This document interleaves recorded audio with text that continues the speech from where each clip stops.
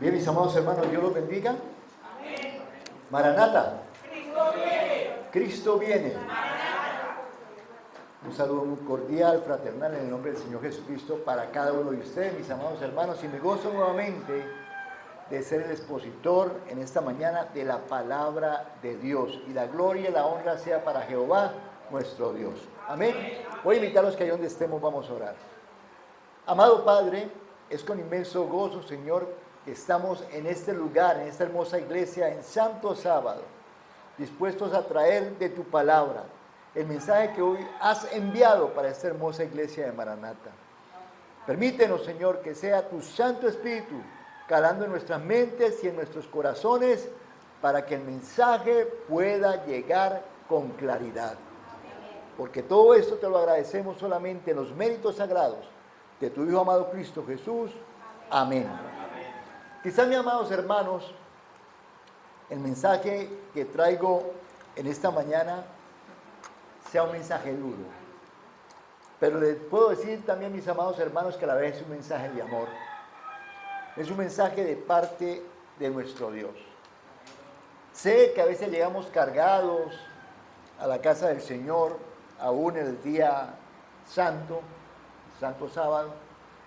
Pero también en medio de eso el Señor quiere darnos esperanza, amonestación y gozo en medio de estos tiempos tan críticos que estamos viviendo. Y créanme que esto no va a mejorar, esto va a empeorar. Y el que quiera darle falsas expectativas a usted, que tranquilo de que esto se va a arreglar, no le crea, porque la palabra de Dios nos dice lo contrario. Y es necesario que esto acontezca, de que esto suceda, para que nuestro Padre, como escuchamos en el himno, a las puertas viene ya. El Rey que viene cerca está. Amén. Amén. Y hoy, de parte del Señor, he querido traer a esta preciosa iglesia un tema sobre la iglesia de Éfeso, la iglesia del primer amor, la iglesia, los primeros cristianos, y traer la comparación con la iglesia Laodicea, el tiempo de la iglesia Laodicea que estamos viviendo ya para este tiempo y para lo que falta. Y hay algunas virtudes que hay que resaltar allí en esta hermosa iglesia de Éfeso. Y para eso los voy a invitar a que vayamos nuevamente a la lectura que hicimos. Apocalipsis, capítulo 2. Apocalipsis, capítulo 2, versículos del 1 al 3. Apocalipsis, capítulo 2, versículos del 1 al 3. Y dice la palabra de Dios: escribe al ángel de la iglesia en Éfeso, el que tiene las 7 estrellas en su diestra, el que anda en medio de los 7 candeleros de oro, dice esto: yo conozco tus obras y tu arduo trabajo y paciencia. ¿Tu arduo trabajo y qué? Y paciencia. Y que no puedes soportar a los malos. Y has probado a los que dicen ser apóstoles y no lo son, y los has hallado mentirosos. Y has sufrido, y has tenido paciencia, y has trabajado arduamente por amor de mi nombre, y no has desmayado. Miren ustedes estas hermosas cualidades, características que tiene la iglesia de Éfeso. Y el Señor empieza diciéndole: yo conozco tus obras y tu arduo trabajo. Una iglesia trabajadora, una iglesia entregada a la obra del Señor, una iglesia que lo dio absolutamente todo, sin importar de que su vida estuviese en peligro. Una iglesia que aún en medio de la persecución se mantuvo fiel y unida. Una iglesia que, a pesar, mis amados hermanos, de que tenían encima a todos aquellos que estaban en contra del mensaje valioso que había traído el Señor Jesucristo, y ese mensaje poderoso de la verdad presente en aquel tiempo que debía ser predicado y traía persecución, no cesaron de hacerlos y muchos entregaron su vida por ese precioso mensaje. Y si leemos nosotros el libro de los Hechos, no lo vamos a leer por causa de tiempo, pero los invito a que lean en su casa los primeros capítulos, cómo eran llenos o cómo fueron llenos del Espíritu Santo, cómo lo tenían todo en común, cómo todo lo que ellos tenían no decían ser de ellos mismos, sino del que lo necesitara. Porque no era una iglesia egoísta. Por eso es que el Espíritu Santo fue derramado sobre esa amada iglesia. Por eso esa iglesia se constituyó como la iglesia del primer amor y como una iglesia llena del Espíritu Santo. Pero también podemos comprobar en esta lectura: yo conozco tus obras y tu arduo trabajo y paciencia, y que no puedes soportar a los malos. ¿No soportaba qué? A los malos. No soportaba la doctrina que querían traer con herejías para poder desviar su mente, su corazón de Cristo Jesús. No la soportaban. Y también tenía otra característica, que había probado los que decían ser apóstoles y no lo eran. Y los había hallado sido mentirosos. Entonces, mis amados hermanos, vemos esas características tan hermosas de la iglesia de Éfeso. Una iglesia llena de poder, de amor y del Espíritu Santo. Y podemos notar nosotros, ahí en Hechos capítulo 2, cómo esa lluvia inicial, esa lluvia, la primera lluvia, el derramamiento del Espíritu Santo, llegó sobre toda esa amada iglesia que se reunía allí en el aposento alto. Y mire que era tanto el poder que dice la palabra de Dios, que el Señor iba agregando cada día a su iglesia a los que iban a ser, ¿qué? Salvos. Y bueno, y eso es bueno traerlo a colación.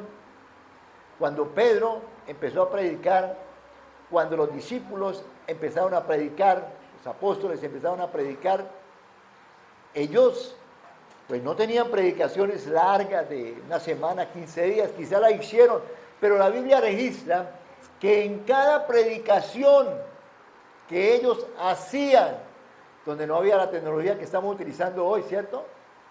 No había, primero que todo, medios de comunicación, no existían micrófonos, no existían las redes sociales, y cada predicación que ellos hacían, ¿cuántos se convertían? ¿1 o 2? Dice que en la primera predicación de Pedro se ganó 3,000, en la segunda 5,000. Era una predicación llena de ¿qué? Del poder del Espíritu Santo. Eran hombres y mujeres que decían o decidían decir la verdad a como costara, siempre yendo en contra de la mala interpretación bíblica que tenían los fariseos de aquella época, o para decirlo de la siguiente manera, los que dirigían la iglesia en ese tiempo. Porque ellos leían las Escrituras, tenían conocimiento de las Escrituras que hasta el momento habían, pero nunca llegaron a entender de que venía el Mesías a liberarlos de la opresión del pecado. Y más de uno creía que era que venía un rey con tremenda pompa y que los iba a liberar del yugo de la Roma imperial. Pero cuando vieron que llegó alguien humilde, que entró allí en un pollino, más de uno tuvo desilusión. Pero los que conocían de la palabra de Dios sabían que él era ¿qué? El Mesías.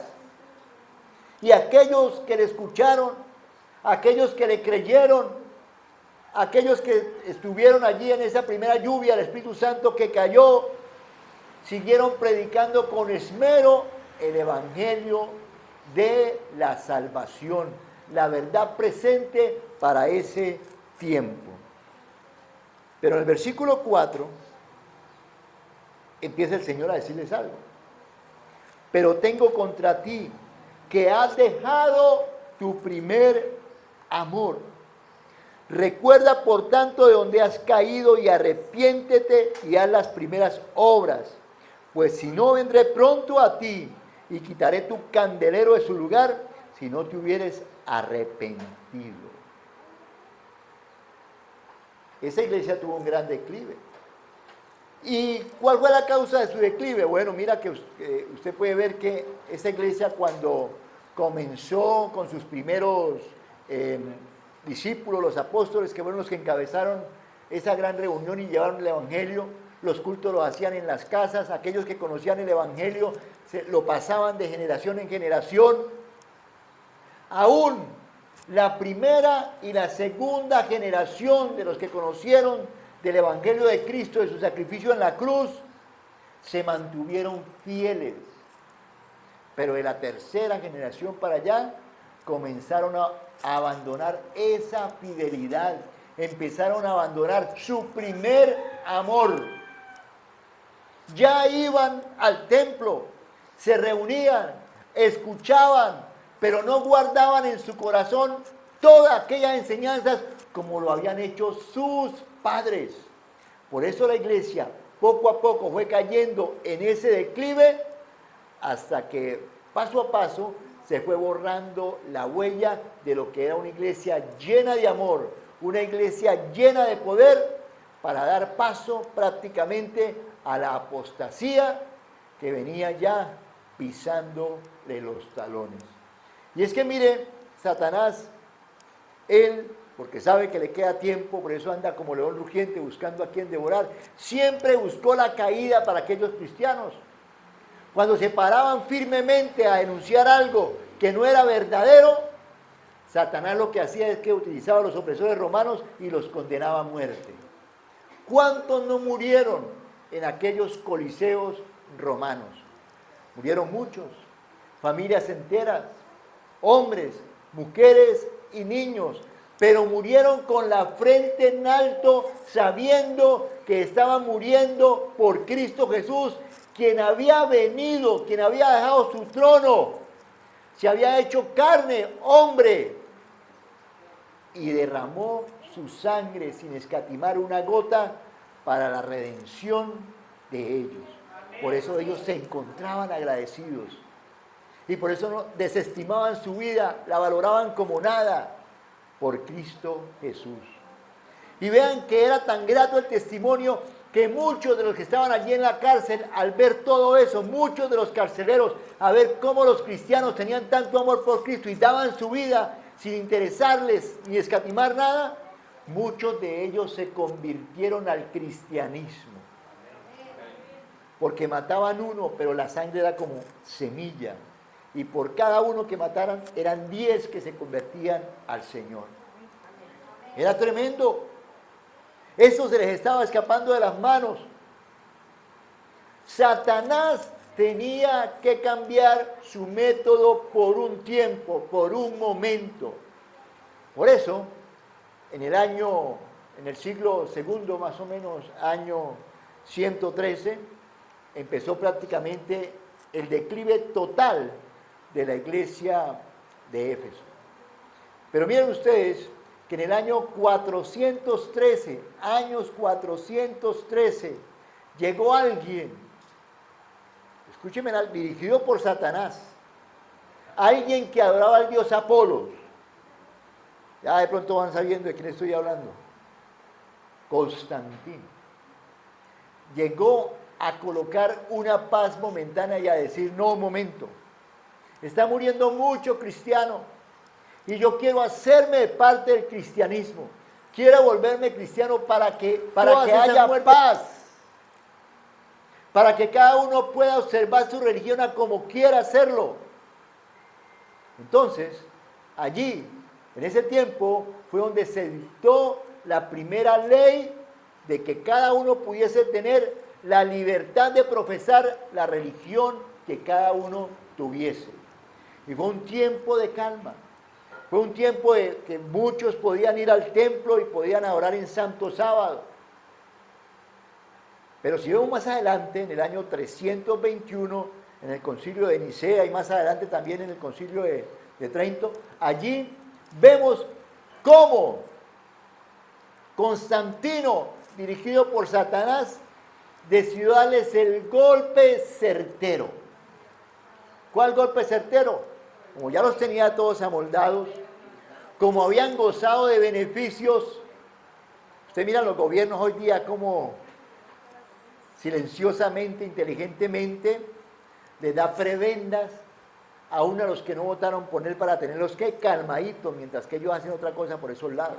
Entonces ya comienzan a decir, sin hablar aquí de política, no, es que es bueno porque mire, me dio un beneficio. Y comenzamos ya como que a suavizar nuestras opiniones del gobierno, del régimen o de lo eclesiástico, de los errores que están pasando y nos callamos. Pues Constantino ya los tenía todos ahí calladitos, vamos a decirlo de esta manera, amaestrados, porque estaban recibiendo algunos beneficios, no más con querer respetar su vida para no atentar contra ella, diciéndoles de que guardaran cada uno su fe como quisiera. Pero Satanás les tenía preparado algo. Se dio el decreto de que ya no era los que guardaban el día sábado, como lo dice la palabra de Dios, el día bíblico, ya no lo debían guardar. Ahora debían guardar el domingo. Y todo lo que se hiciera en domingo se tenía que hacer en sábado y viceversa. Entonces, como siempre, en todas las épocas de la iglesia, siempre ha habido un remanente. Ese remanente fue el que decidió colocarse firme contra ese decreto y decir, no, nosotros somos hijos de Dios y seguimos guardando la verdad. Amén, muy bien. Y ahí es donde nuevamente comienza, ¿qué? Otra persecución. Ellos les tocó huir.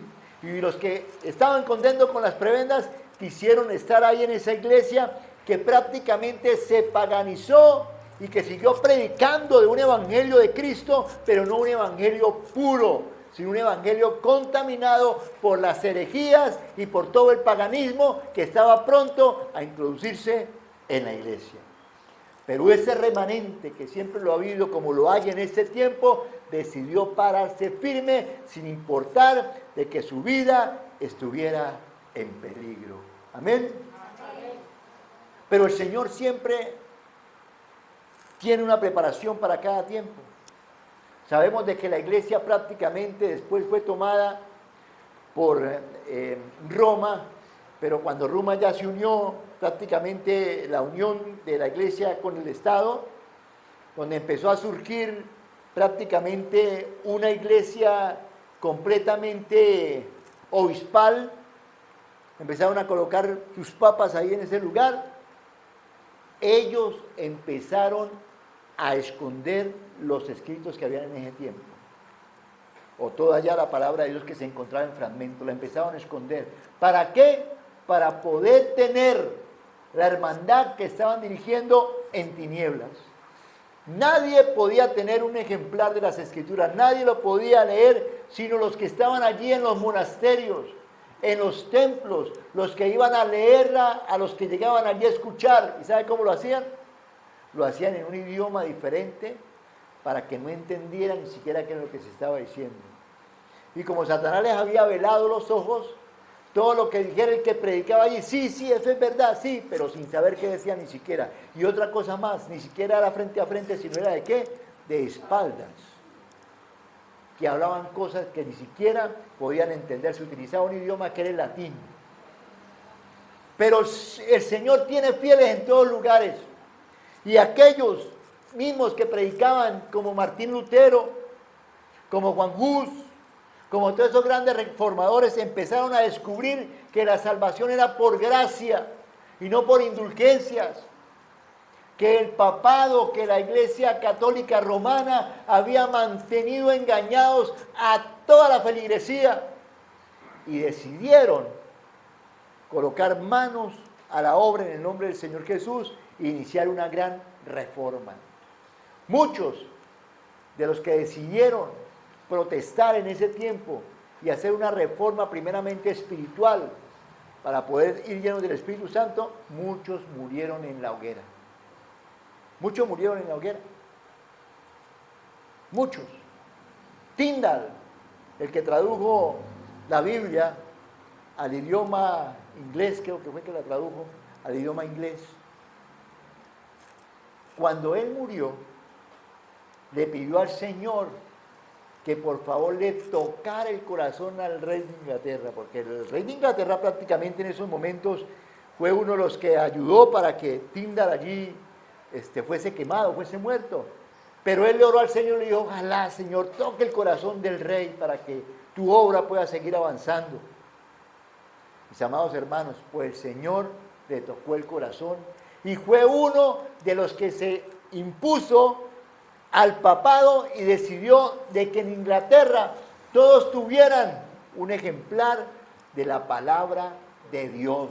Y el Evangelio siguió adelante. Y hoy día, mis amados hermanos, gracias a Dios primeramente y a estos hombres y mujeres valientes que decidieron estar firmes para denunciar las falsas doctrinas, hoy usted y yo podemos tener un ejemplar de la palabra de Dios. Amén. Amén. Ahora, mis amados hermanos, vemos todo lo que pasó, todo lo que aconteció, lo que las profecías han dicho. La profecía de último tiempo, de las 2300 tardes y mañanas que llegó hasta 1844, todo lo que el Señor le inspiró por medio del Espíritu Santo a la hermana White, todos los testimonios, el libro del conflicto de los siglos, que yo sé que aquí todos se lo han leído, y el que no ha leído ya empezó y no ha terminado, le invito, le motivo para que lo siga haciendo, porque ahí es donde usted puede conocer todo esto de lo que yo estoy hablando, aunque estoy hablando muy poco de eso y he hecho una breve reseña. Pero ahí está absolutamente todo. Y el Señor ha dejado esos testimonios para que hoy día nosotros, como iglesia, podamos retomar nuevamente esa reforma y ese primer amor de la iglesia de Éfeso. Amén. Y yo quiero invitarlos a ustedes en casa, porque no me alcanza el tiempo acá, ese tema sería como para 2 horas, pero bueno, debemos ir a casa. Que en su casa lean ustedes lo que es Apocalipsis 2 y Apocalipsis 3, donde está el mensaje a las 7 iglesias. Y usted mira que en cada una de esas iglesias el Señor les está dando ánimo, les está mostrando sus cosas buenas, que los anima a que sigan adelante, que guarden la fe, que perseveren. Pero cuando llegamos, que eso sí quiero que lo leamos, en Apocalipsis capítulo 3,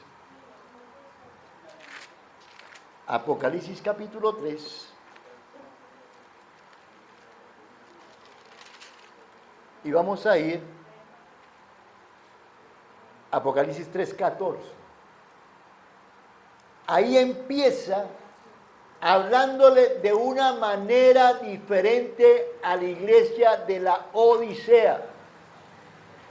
Y si nosotros leemos, nos damos cuenta que a través de la historia, ya las demás iglesias, los tiempos de las demás iglesias han pasado. ¿Y qué tiempo estamos viviendo? ¿De cuál iglesia estamos viviendo? ¿El tiempo de qué? De la iglesia de la Odisea. Ahora mira cómo empieza diciendo el versículo 14.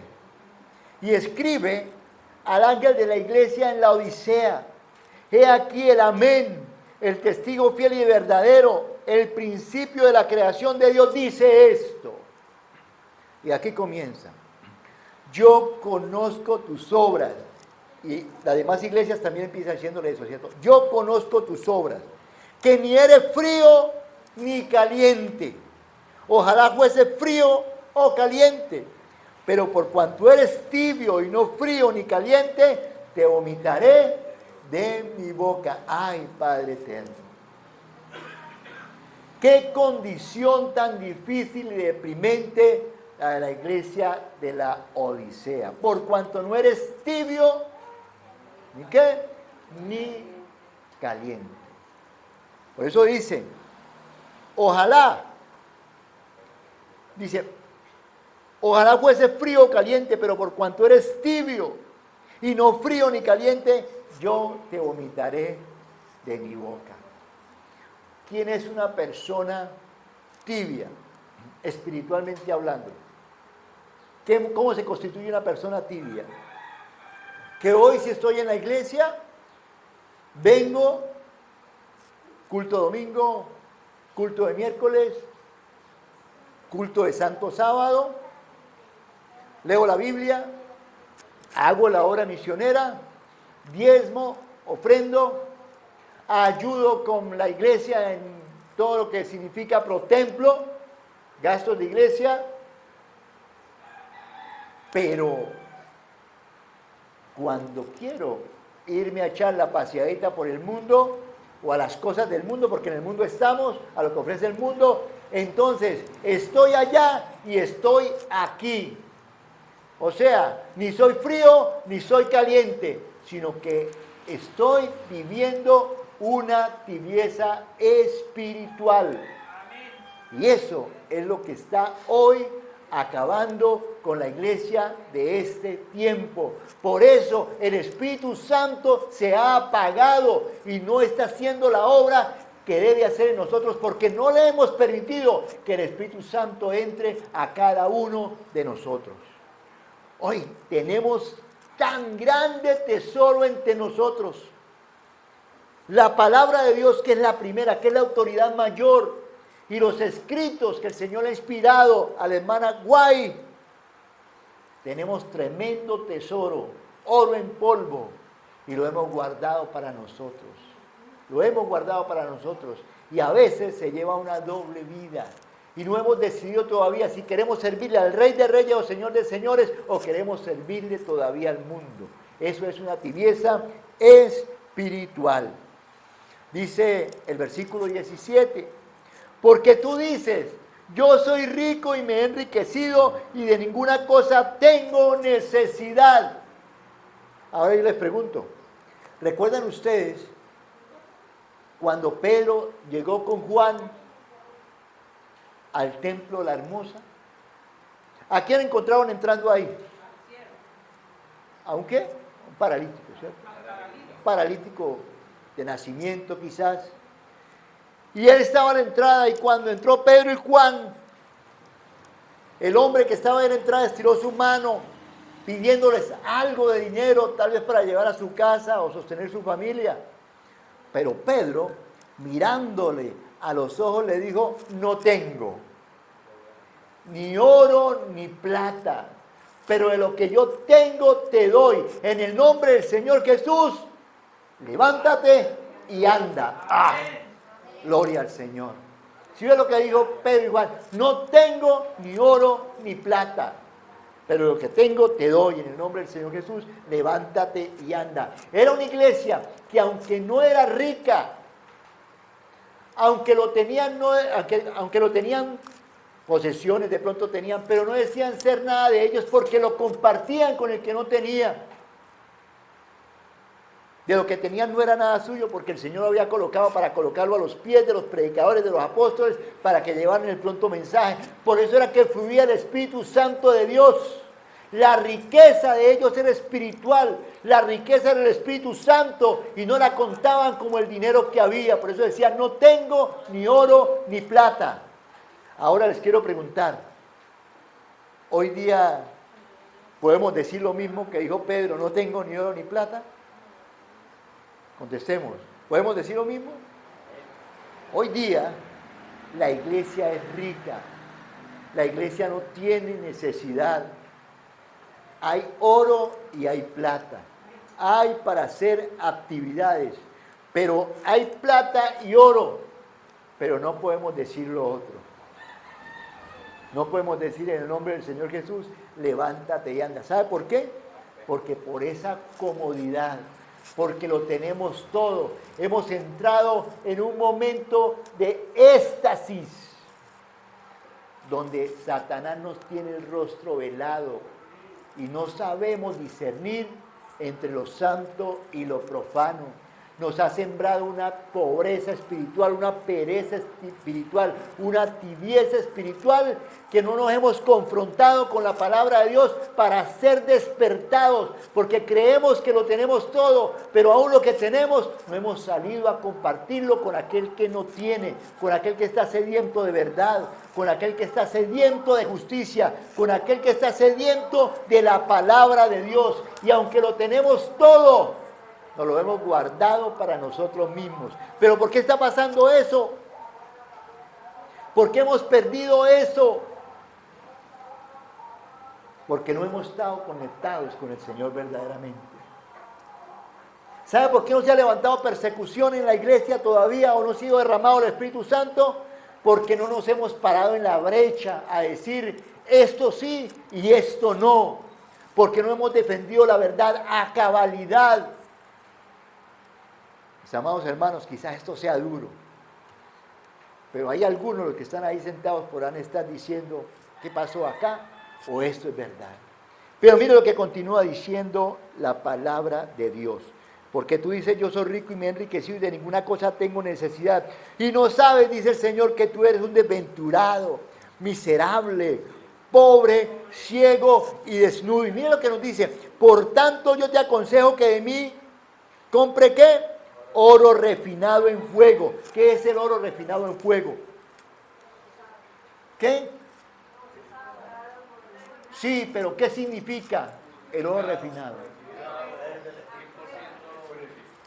El Espíritu Santo. La iglesia necesita del Espíritu Santo, necesita de poder para poder llevar el mensaje de la palabra de Dios. De resto, mis amados hermanos, de resto podemos tener televisión, podemos tener radio, podemos tener redes sociales, pero si el mensaje no tiene el oro refinado que es el Espíritu Santo, no habrán almas sinceramente convertidas. Solamente habrán tibios bautizándose. Dura esa expresión, pero así es, mis amados hermanos. Así es. Hoy en día se ven en campañas 100, 200, 300 bautismos. Pero ¿cuántos están hoy día en la iglesia? ¿Saben por qué? Porque el Evangelio no se ha predicado con poder, como lo predicaba Pedro, como lo predicaba Pablo, como lo predicaban los de antaño, con poder. Hoy día se han estado introduciendo en la iglesia diferentes maneras para predicar el Evangelio, pero no son las autorizadas por Dios. Hoy se han querido utilizar payaserías, títeres, teatro, la música que está incursionando en la iglesia adventista del séptimo día se está secularizando. Y eso ha hecho que el Espíritu de Dios no esté en la iglesia, mis amados hermanos. Eso hace que el Espíritu de Dios no esté en las iglesias. Por eso necesitamos una conversión, necesitamos un verdadero reavivamiento para que sea el Señor el que empiece a hacer la obra en nuestra vida. Eso necesitamos, un verdadero reavivamiento, mis amados hermanos. Sin ese reavivamiento no hay poder ninguno. No hay poder, mis amados. Sigue diciendo la palabra de Dios.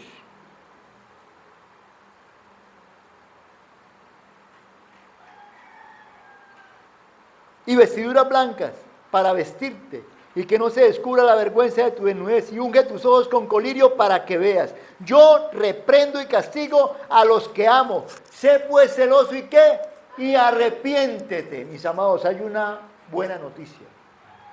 Estamos a tiempo todavía. Dice el Señor, yo reprendo y castigo a los que amo. Por eso, sé celoso y arrepiéntete. La buena noticia es que todavía estamos a tiempo de poder vindicar el camino. A tiempo de levantarnos como esas mujeres y grandes hombres de Dios a dar un mensaje de la verdad presente, fiel y verdadero. Hoy día se está predicando de cualquier cosa menos de la verdad presente. Cristo ya está a las puertas y estamos predicando de otras cosas.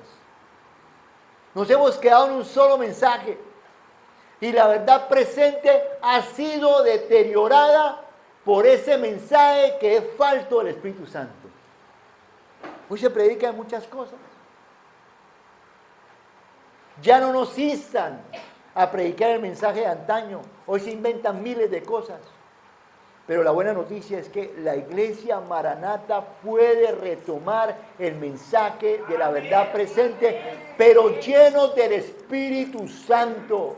Un mensaje sin orgullo, un mensaje lleno de misericordia, de compasión, pero siempre mostrando de que todos aquellos, los que están allá afuera esperando que lleguemos un mensaje, necesitan de un verdadero arrepentimiento, necesitan que se les muestre de que se encuentran en pecado. Pero ¿cómo lo podemos hacer? A través de la palabra de Dios y con el amor como lo haría Cristo Jesús. Eso es lo que necesitamos, hermanos. Viene el postre, hermanos. Apocalipsis capítulo 3, versículo 20. Ese es un versículo que me llena a mí como de tristeza. Vea lo que dice el Señor en la iglesia de la Odisea. He aquí, yo estoy a la puerta y llamo. ¿Por qué está a la puerta el Señor? ¿Por qué está a la puerta? Porque lo tenemos por fuera, mi hermano. Porque no le hemos dejado entrar a la iglesia, no le hemos dejado entrar al corazón. Aquí no mencionamos, pero por nuestro testimonio, por nuestras obras, hemos negado la eficacia de ese mensaje. Por eso el Señor dice, yo estoy aquí a la puerta y llamo, el que oye mi voz y abre la puerta, yo entraré, cenaré con él y él conmigo. Necesitamos abrir la puerta en nuestro corazón para que Cristo Jesús sea el que llegue y tome el control de nuestra vida, tome el control de la iglesia, tome el control de la obra misionera y se llene su corazón de esa pasión que solamente puede ser irrigada por el Espíritu Santo y haya poder transformador verdaderamente. Que donde usted vaya y lleve la palabra de Dios, muchas almas se conviertan a la verdad presente, a Cristo Jesús. Eso es un evangelio lleno de poder, mis amados hermanos. No podemos seguir en las mismas, porque va a venir Cristo y nos va a encontrar en esa tibieza espiritual. Necesitamos un reavivamiento espiritual, pero ese reavivamiento espiritual es individual. Es individual. No esperemos pararnos aquí como ancianos de iglesia, como pastores, esperar de que la iglesia tenga un reavivamiento sincero cuando no ha empezado por mí. El reavivamiento tiene que empezar por mí, por mi familia. Y cuando hay un reavivamiento que empieza por nosotros mismos, inmediatamente la iglesia comienza a ser tocada por ese testimonio y por el poder del Espíritu Santo y veremos iglesias rebosando, mis amados hermanos. Solo así veremos iglesias rebosando. Ya no nos podemos reunir aquí, ya necesitamos un local más grande para reunirnos. Tendremos que reunirnos en la casa, tendremos que hacer 3, 4 reuniones mientras que no nos lo prohíban. Pero si no hacemos la obra hoy que nos corresponde acá, hoy, no la vamos a hacer en un tiempo de angustia. Por eso, la iglesia de la Odisea debe ser como la iglesia de Éfeso, aunque fue en una diferente época, pero tiene que tener esos componentes. ¿Cuáles componentes? Que el Señor diga, yo conozco tus obras y tu arduo trabajo y paciencia, y que no puedes soportar a los malos. La iglesia de la Odisea, la iglesia de hoy en día, la iglesia adventista no puede soportar los malos, las falsas doctrinas, las herejías que se quieren meter o que ya se están metiendo en la iglesia, no la podemos soportar. ¿Y cuándo va a levantar usted persecución? Cuando se levante a denunciar y decir, así no es. Pero ¿sabe por qué no lo hemos hecho o no lo hacemos? Ay, de pronto no me vuelven a predicar más. Ese es un riesgo que uno corre, que no lo inviten a predicar más, pero usted está predicando el evangelio de Cristo Jesús. De pronto ya no me nombran más como anciano. Oye, pero es Dios el que lo nombra a uno. De pronto pierdo la aprobación del pastor o de la asociación. Hombre, pero ¿quién lo ha llamado a usted, hermano? Lo ha llamado Cristo Jesús. no ningún humano a que haga la obra. Pues no hay que tener temor, porque Cristo nos acompañará donde nosotros vayamos y nos va a respaldar siempre y cuando prediquemos la verdad presente. La pregunta que hoy hago en esta mañana: ¿quiere usted pertenecer al remanente de Dios? ¿Quiere usted pertenecer al remanente de Dios? Yo también quiero pertenecer a ese remanente. Por eso debo mantenerme fiel. Y que la palabra sea pura y santa como el Señor quiere que se dé. Eso es lo que quiere. El Señor no quiere espectáculos. El Señor no quiere shows. El Señor quiere una palabra que se dé certera como la daban los apóstoles. Así, frentera, pura y santa, sin tanto adorno como debe ser. Solamente cuando esa palabra se dé llena del poder del Espíritu Santo, habrá muchas conversiones. Amados, si usted quiere retomar hoy nuevamente ese camino con el Señor, pero un reavivamiento espiritual, o quiere hacer un reavivamiento espiritual en su vida, colóquese de pie y hoy vamos a orar por eso. Pero vamos a cantar ese himno, el mismo himno 168, para que recordemos ahí que antes de que venga el Rey debemos estar firmes. Y ahora oramos, amado. Amado Padre, pedimos, Señor, por favor, que en esta hora seas derramando tu Santo Espíritu sobre este lugar. Amén. Reconocemos que necesitamos un reavivamiento espiritual, Señor, pero ese reavivamiento debe ser individual. Señor, por favor, que nuestras mentes sean transformadas por tu Santo Espíritu. Que el Espíritu Santo sea formando la mente de Cristo Jesús en cada uno de nosotros, Señor. Para que ya no pensemos como cada uno de nosotros, sino pensemos como Cristo. Para que ya no hablemos por nosotros mismos, sino sea Cristo a través de nosotros hablando, Señor. Para que ya no caminemos nuestros propios pasos, sino sean los de Cristo Jesús. Señor, bendice esta amada iglesia Maranata y ayúdalos en todos sus planes misioneros que ellos tienen para este año y para el próximo, Señor. Dales el poder de tu Santo Espíritu y que sea una iglesia fiel, que no soporte los malos y que tengan paciencia en su arduo trabajo. Señor, todo esto te lo suplicamos y agradecemos solamente en los méritos sagrados de tu Hijo amado Cristo Jesús. Amén. Amén. Maranata. Tengan la bondad de sentir que nos fuera de los planes para que la hermanita fuera aquí una gran líder, porque aquí necesitamos líderes en esta iglesia. Pero hermanos, igualito sigue siendo la hija de Dios, la sierva de Dios, donde quiera que va. Así que yo quisiera que eleváramos una plegaria de oración, que el Señor la lleve en sus brazos, en sus manos, y que todos sus proyectos sean bendecidos. Ella se nos va y se nos va de aquí, mas no en la presencia de Dios. Amén. Aquí quedará mi hermanita Graciela, hay que hacerle mucha compañía, mi hermanito Nelson, el Señor siga bendiciendo su ministerio, sus labores. Y también Marelita se nos va, Marelita es el hijo de mi hermanita Marcelo. ¿Sí? Así que yo la invito aquí, tenemos el rostro y vamos a orar. Excelentísimo Dios y Padre amado, te seguimos dando gracias porque tú eres el Dios creador del universo, del cielo, de la tierra, el mar y todo lo que existe, incluyendo nosotros. Tu palabra nos ha enseñado, Dios, que nosotros somos sus criaturas y tenemos el privilegio de haber sido elegidos, llamados desde antes de la fundación del mundo. Hemos sido seleccionados por ti. Y en esta hora, Padre, nos gozamos, nos alegramos porque tu amor es infinito, porque pertenecemos a ese grupo maravilloso de ser llamados tus hijos. Pero en esta hora, aunque un poco triste para nosotros, porque mi hermanita Marisela se va de Bucaramanga, de Girón, pero allí en el lugar donde ella va a estar, que también, Padre, el poder que viene de ti, la dirección de tu Santo Espíritu esté con ella, Padre. La lleve en sus brazos, seas tú el guía principal junto con su hijo y su familia que también tiene allí en aquel lugar de Curazao. Permite, Padre, que todos sus proyectos, sus labores y todos los proyectos sean dirigidos por ti. La bendición que viene del cielo sea sobre ella, Padre, pero que siempre, Padre, te tenga en primer lugar.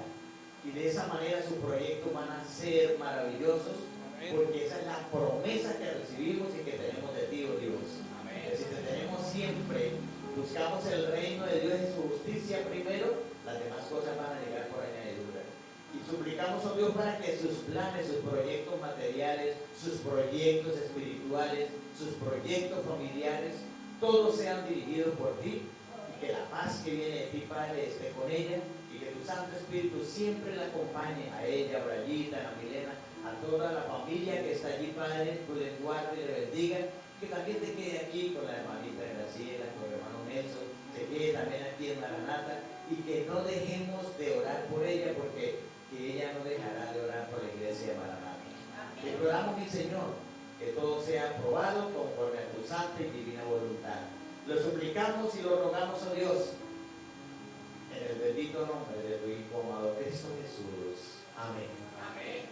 Mis hermanos, despedimos con la bendición sacerdotal. Que la voluntad de Dios, Padre, Hijo y Espíritu Santo esté con cada uno de nosotros. Que Jehová te bendiga y te guarde, haga resplandecer el rostro sobre ti y en ti misericordia. Que Jehová se tu rostro y ponga en ti paz. Amén.